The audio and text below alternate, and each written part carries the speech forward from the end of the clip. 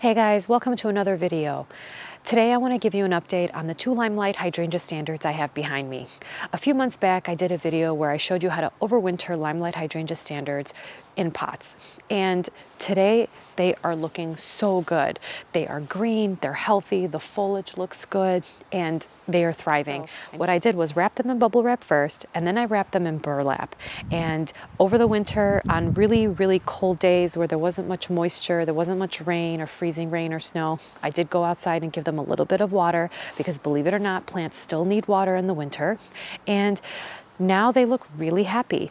The only thing left for me to do at this point, and we're in the middle of April, May, is I'm going to be applying a little bit of a slow release fertilizer so that they could really kind of replenish the nutrients within the pot. They only have whatever they have in the pot, the soil in the pot, to work with. So over the months, especially over winter, those nutrients are not being utilized as quickly as they would in the summer, but giving them a little bit of potting soil to freshen up what's in there, and a little bit of fertilizer is really going to help them be happy for a few more months before I kind of gauge how they do in the summer months. If they're looking happy, I'll probably leave them until the fall and then gauge what I'll do at that point. But for now, a little bit of slow release fertilizer is really going to be good for them because like I said, the potting mix is all they have to work with, and if I'm not applying a fertilizer, eventually those nutrients will deplete and they won't be as happy.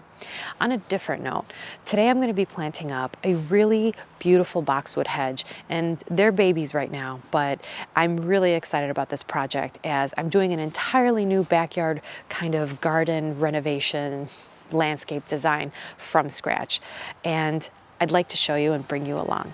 Let's get started.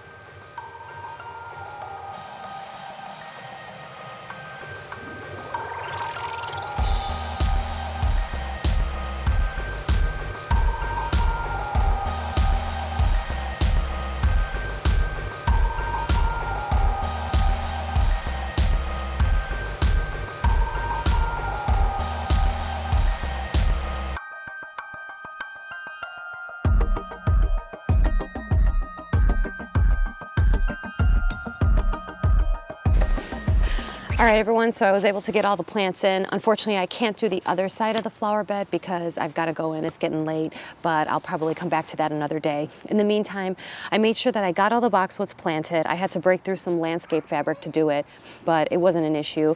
And one thing I needed to keep in mind is to make sure that I don't plant my boxwoods too deep. A lot of times people will plant boxwoods, arborvitaes, any kind of evergreen or conifer too deep.